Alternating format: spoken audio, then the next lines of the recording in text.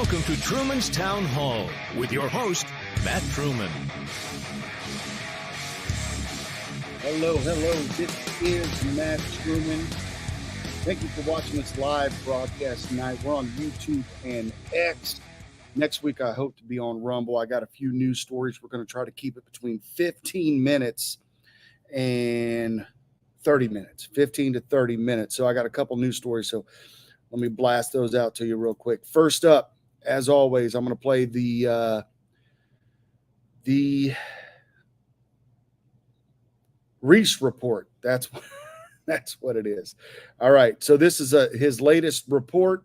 Folks, I hope you enjoy it. Here it goes right now.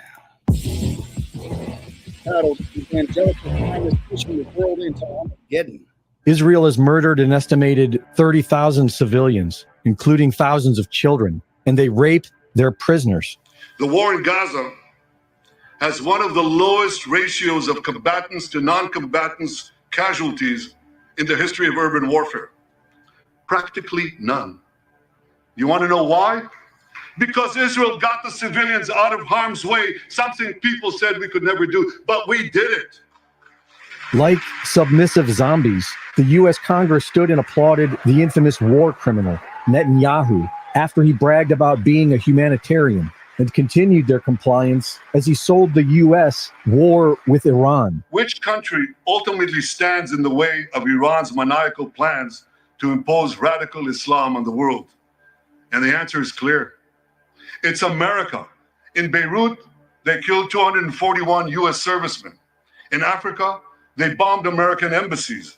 In Iraq, they supplied explosives to maim and kill thousands of American soldiers. Iran understands that to truly challenge America, it must first conquer the Middle East. And for this, it uses its many proxies, including the Houthis, Hezbollah, and Hamas. Yet in the heart of the Middle East, standing in Iran's way, is one proud pro-American democracy, my country, the state of Israel. Much of Congress has been bribed by AIPAC or blackmailed on Epstein Island, but the rest are religiously on board.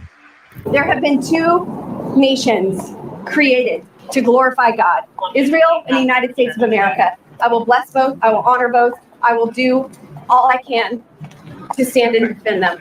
The U.S. has an intrinsic interest in making sure that Israel not only receives our best prayers and offers of success, but our armaments, our money. I wouldn't label the Baptist or the evangelical community as extreme because I feel like they're following the scripture and what the scripture says about Israel. Those who bless Israel will be blessed. I mean, they take it literal, and I'm one of those people. Their faith is in their prophecy. And so even though the state of Israel did not exist prior to the United Nations creating it in 1948, they insist that reality match their beliefs. And for many American Christians, it will always be Israel first. We must vote for politicians who stand for Israel. Our nation has been blessed because we have blessed Israel, but as we as a nation turn against Israel, then we receive repercussions. And America has had a long record. Now, I think the dividing line in what we'll look for with politicians is where they are on the two-state solution. If a politician says, well, Palestinians need to have land from Israel, sorry, you have just stood against Israel, and God's not going to bless you. Many of these fanatics not only expect Armageddon, they want to see it and help bring it about. Many believe that the mention of the words Gog and Magog twice in the Bible is to be interpreted as a final world war between Israel and its enemies, who religious leaders have decided are Russia and Iran. This is called the Gog-Magog War. It's 3.5 years after the rapture of the church. Ezekiel 38:15 records this war. And you shall come from your place out of the north parts, you and many people with you.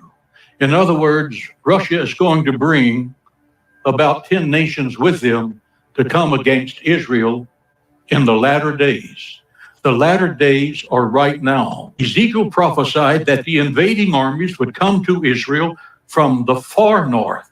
The far north is not Turkey, it's Russia. Putin has made it clear that if Israel and the U.S. attack Iran, Russia will fight with Iran. In response to Netanyahu's speech, former President Trump posted on Truth Social for America to wipe Iran off the face of the earth if he's assassinated.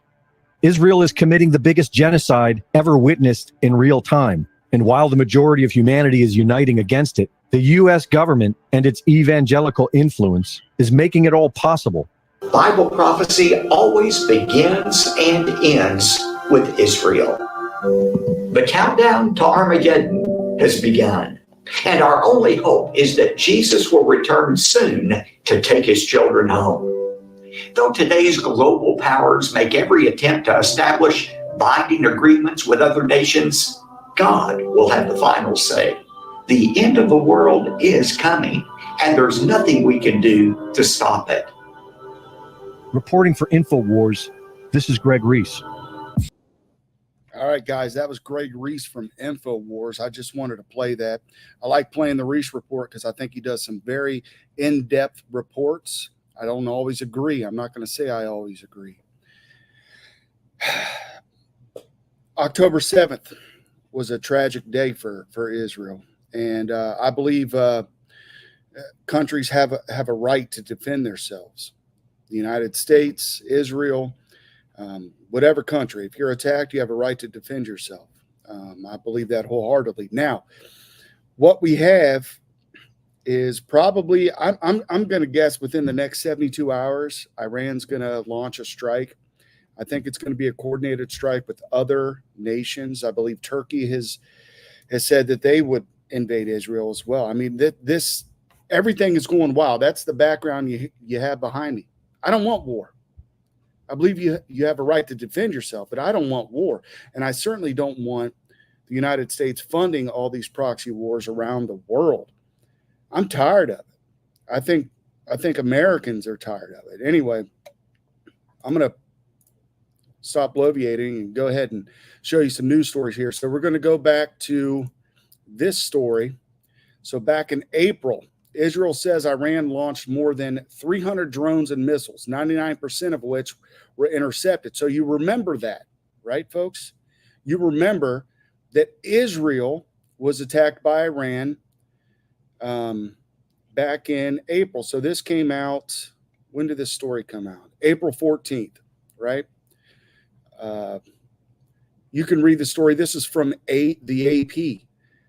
And if I'm not mistaken, I believe it's possible that a lot of those missiles in that attack was choreographed in a way that most knew it was coming. I don't think usually, because this happened on a Saturday, they attacked on a Saturday, which is the Jewish Sabbath. And I believe today, I thought today, this Saturday, that Israel was going to be attacked. But now they're saying it's by Monday. So who knows what's going to happen. But folks, I think we're diving into World War III. I've been saying this on the audio podcast. I've been saying this on this podcast. So this happened in April. Israel says Iran launched more than 300 drones, right? So Israel did a very limited strike that didn't hit a lot. I believe there was one child killed during this attack, which any loss of life is too much for me. That's just the way I see it. I don't know. What do you guys think? Right? I love hearing different opinions because it helps me shape my opinion, because there's other folks that have different ideas that I haven't thought of, right? So here's some current news that is out now. I'm going to play this video for you folks, and I might talk over it. I don't know. We'll see.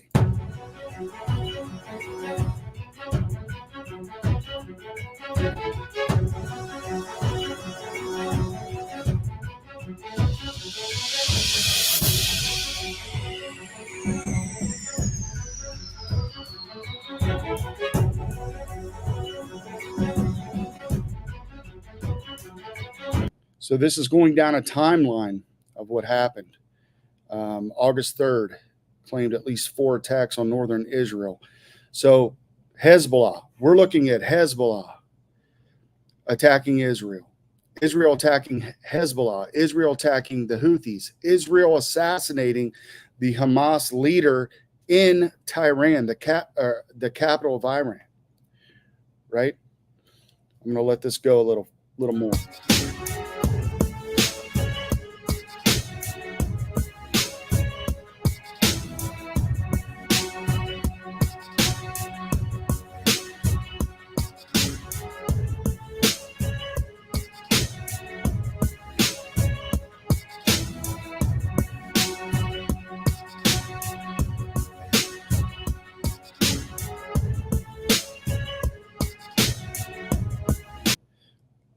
I definitely believe that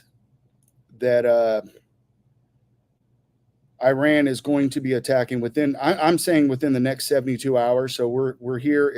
I'm in the United States. We are Saturday, and this is about. I think it's what time is it? It is exactly 10:15 p.m. Biden doesn't know where he's at. So there's other folks taking his place. And the United States is sending aircraft carriers, weapons, all sorts of things inside of the region.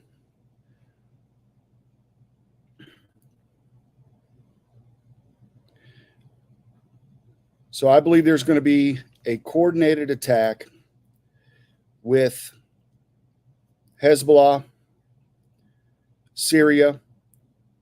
There's also some militias over in Iraq that we no longer have control over, right? Militias in Iraq, Syria, I said that, Hezbollah, Hamas, the Houthis. We haven't heard much from the Houthis lately. I believe they're saving their ammo, keeping their powder dry, getting ready.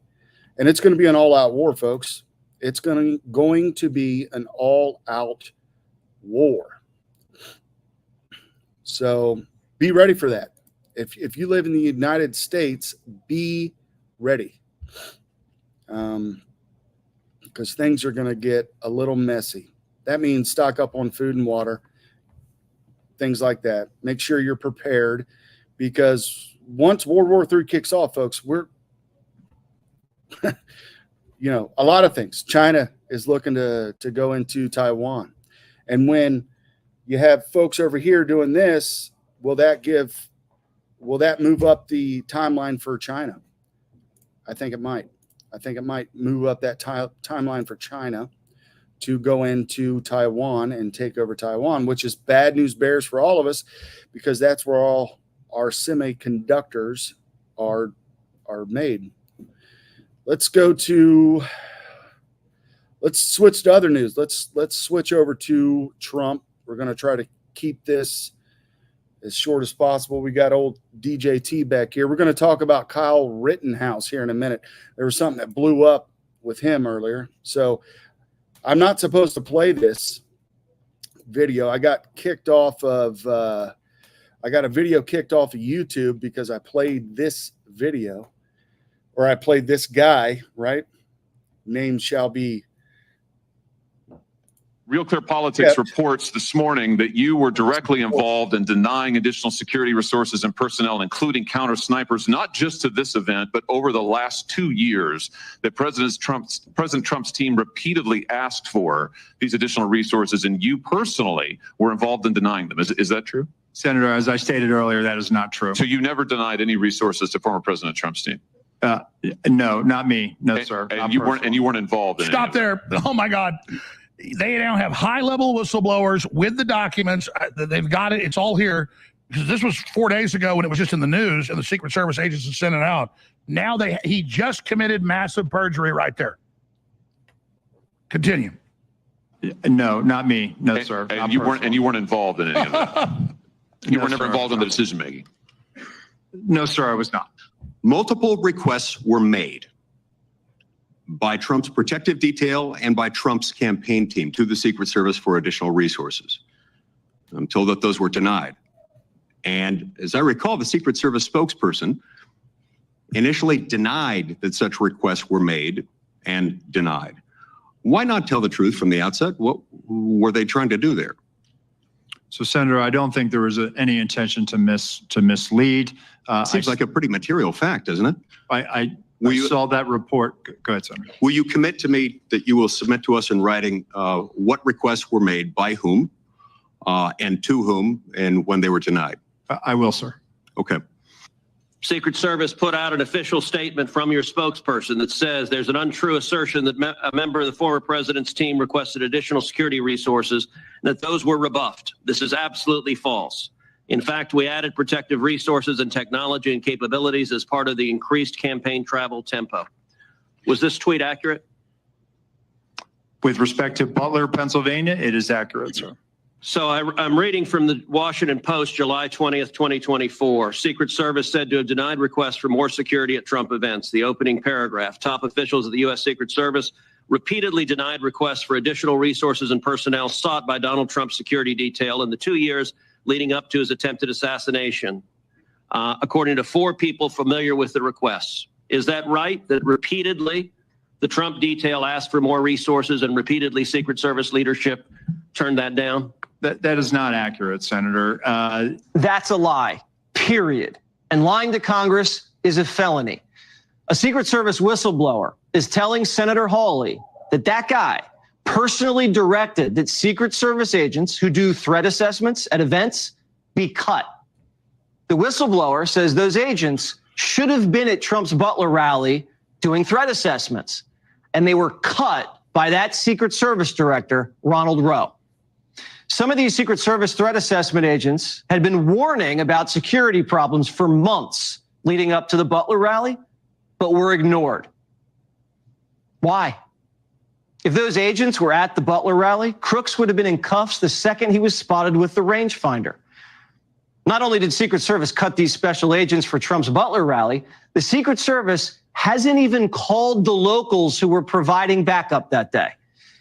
Secret Service has never talked to any of our people either before the rally that day or to this moment has ever talked to us in regards to what our actions were that day. Secret Service has not talked to us at all about the incident.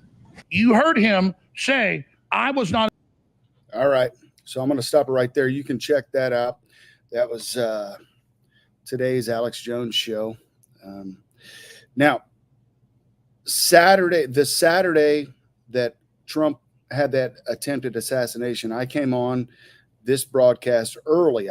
Usually I come on about 10 o'clock p.m. Saturday night, and I do this broadcast. And I told everybody that there's something fishy. So I was a combat medic in 2012 in Afghanistan. I was a part of a platoon security detail. So our job was to provide security for the colonel and the sergeant major of our brigade. And we also did security detail for USO celebrities that came in. I personally rode with a country singer on a Black Hawk, and I was their PSO during their event where they came in. I drove generals around, did all kinds of stuff, right? And I went through all this training, this security training, much like the Secret Service goes through. Probably not the extent of it, I don't know, but I did extensive training. I'm not going to go into it. We'll keep this short. But I knew from the start that something was fishy. And as we continue to learn more and more, we have to keep this on the front burner that President Trump was attempted to be assassinated. Former President Trump, right? I don't want that to happen to any president. No matter who our president is, I consider myself a Republican, right? But I don't want it to happen to a Democrat, a Libertarian, somebody from whoever is president, right? We need to protect our presidents. When Joe Biden leaves office, we need to protect him as long as he's alive. Whoever it is. This was something clearly happened. Call it a stand down, call it what you call it, failed security. I truly believe, and this is my opinion, that what happened is they pulled a lot of the more experienced security officers off his detail in order to allow something like this to happen so they don't have to run against Donald Trump. They're worried about Donald Trump. They're worried that he's going to tear apart the quote unquote deep state or ruin their plans to create what's behind me right now. Death and destruction. That's how they get paid, folks. Look into it. I'm actually reading the Whitney Webb book. I don't know. Okay. So we're gonna keep on trucking. There's a lot, folks. There's a lot that I'm trying to jam into 30 minutes. We'll come up. We'll bring this up. Trump agrees to debate Kamala Harris on Fox News, and a full arena audience, which will be excellent for Trump. Not so much for Kamala Harris. Let's get ready to rumble. This is Zero Hedge. Let's get ready to rumble. U.S. Republican presidential nominee Donald Trump announced late Friday that he will debate Democratic U.S. Vice President Kamala Harris in early September, with Fox News set to host the debate early in Pennsylvania. Now, let's talk about that for just a second. Kamala Harris never won a primary. Not one when she ran for president against Joe Biden. Not one. Didn't win a single primary. And all of a sudden, because she's vice president, she's automatically promoted to the nominee for president of the United States for the Democrat Party. Obviously, there's something wrong with the Democrat Party, but they're okay with it. A lot of them are okay with it. I know many Democrats, okay, so what? I don't get to vote, so what? Folks, that's not our republic. That's not the democracy that they talk about. That's not a democracy. And I hate saying that the United States is a democracy, because we're a constitutional republic. We're not a democracy. Anybody that claims, oh, we're a democracy. Okay, show me the Constitution where it says we're a democracy. It doesn't appear once. We're a constitutional republic. Anyway, so Trump's going to debate Kamala Harris. Why not? I guess the Democrats are going to promote her anyway. It's going to happen, and nobody's going to say a doggone word. And let's go down to Trump's tweet here. I have agreed with Fox News to debate Kamala Harris on Wednesday, September 4th. The debate was previously scheduled against Sleepy Joe Biden on ABC, but has been terminated, and that Biden will no longer be a participant. And I am in litigation against ABC Network and George Stephanopoulos thereby creating a conflict of interest. The Fox News debate will be held in the great Commonwealth of Pennsylvania at a site in an area to be determined. The moderators of the debate will be Brett Baer and Martha McCallum, and the rules will be similar to the rules of the debate with Sleepy Joe, who has been treated horribly by his party, but with a full arena audience. So he's very excited about that. Very excited about having a full arena audience. I think it's going to play well for Donald Trump because he's good in a crowd. He's very good in a crowd. He's oftentimes hilarious. All right. So we'll keep on trucking here. I'm going to show you something. The Drudge Report used to, it was the one that broke the Monica Lewinsky, Bill Clinton sexual stuff back in the day. And they kind of leaned right. Now they're hardcore left. I don't know what happened to Drudge, but they're now hardcore left. I want to go over this a little bit.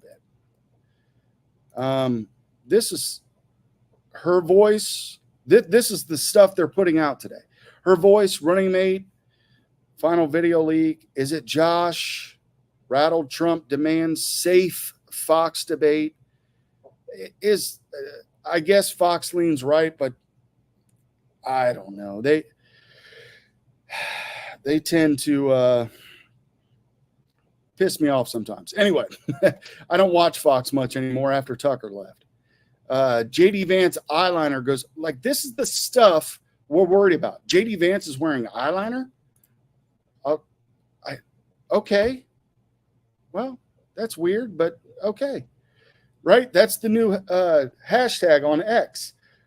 Weird. We're all weirdos. Carville, you should call MAGA creeps, not weirdos.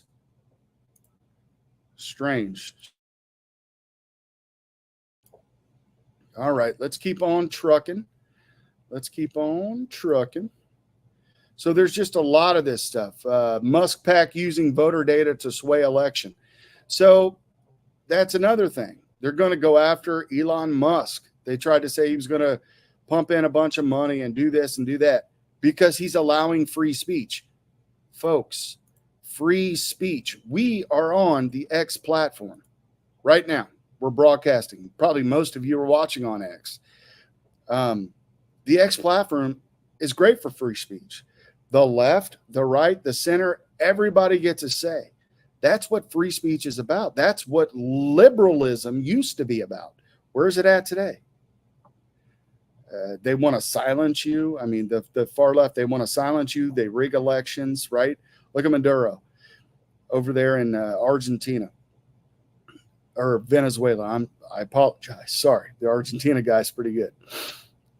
Venezuela. It's a mess. It's a mess, folks. All right, let's get to the Riitenhouse thing, and then we'll cut it off. We got a couple minutes, and then we're at 30 minutes, and I promised I'd keep it to 30 minutes. So this, like I said, we live in a republic, guys. We live in a republic. If the kid, he's a kid. He's a kid. He's going to flip-flop. He's going to talk about different things. He may wanted to have brought in or wrote in Rand Paul. Rand Paul's a great guy. Why are we bashing him for wanting to write in Rand Paul? Trump's great. Yeah, I'm voting for Trump. I said it. But if the kid wanted to write in Rand Paul, there were people out of their minds about this. Let me show you.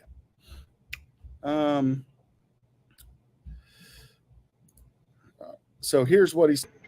Hi, I'm Kyle Riitenhouse, Outreach Director for Texas Gun Rights. A lot of people are upset that I said I'm going to be writing in Ron Paul for President of the United States. And that is true. I will be writing in Ron Paul. Unfortunately, Donald Trump had bad advisors making him bad on the Second Amendment, and that is my issue. If you cannot be completely uncompromisable on the Second Amendment, I will not vote for you, and I will write somebody else in. We need champions for the Second Amendment, or our rights will be eaten away and eroded each day. I support my decision, and I have no takebacks. Well, he did have a takeback. he did have a takeback because he wrote something else. But here is what I want to highlight. All right. And I'll bring myself up here. Here's what I want to highlight. It's, oh, well, this is Chad Prather. He's a big guy out there, one of these influencers. Oh, well, Kyle, I regret to inform you that I will no longer be one of your guests on September 12th at the Texas GR event, whatever that is. I reckon you can write in someone else. That was not the way, bud.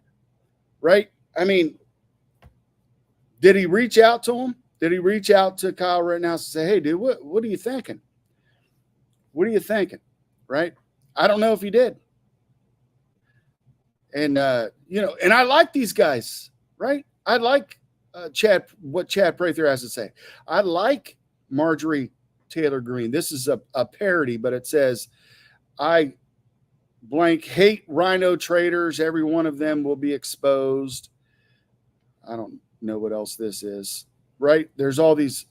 Okay. And this is what he puts out. This is Kyle Rittenhouse. Over the past 12 hours, I've had a series of productive conversations with members of the Trump's team and I am confident he will be the strong ally gun owners need to defend our Second Amendment rights. My comments made last night were ill-informed and unproductive. I'm 100% behind Donald Trump and encourage every gun owner to join me in helping send him back to the White House. Okay, great. We had the First Amendment for a reason. I think Elon Musk on X is providing us a great space to express our First Amendment. But we have the second to defend the first. And I am a no compromise First Amendment guy. I think the kid, he's a young kid. He's probably 20 something now, right? He defended his life when his life was being threatened with a gun and a skateboard and all this. And he went through a whole trial, and a lot of people stood up for him. And the minute he said he was going to write in Ron Paul, they want to ditch him instead of talking to him. Folks, if we're going to be one as conservatives, MAGA, Republicans, whatever you want to call it, then we need to be one, and we need to start talking to each other. We need to stop just going online and typing up stuff and putting people on blast. We got to talk to each other and get things squared away. If not, this is what we got coming, right? All right. We're at 31 minutes, and I'm over. I'm over time. I was late, and I'm over time. I'll be back next Saturday, but tomorrow I'll be here with a regular Bible study. I hope everybody watching tonight watches tomorrow. We're going to go through Romans 9. Romans chapter 9. Got a couple of pastors, couple of laymen, couple of everybody coming on here to talk about Romans 9. I mean, if what's behind me is coming, God's the only way out. So I'm Matt Truman. This is Truman's Town Hall, and I'll see you next Saturday at 10 p.m. here on X and YouTube, if YouTube allows me to stay on.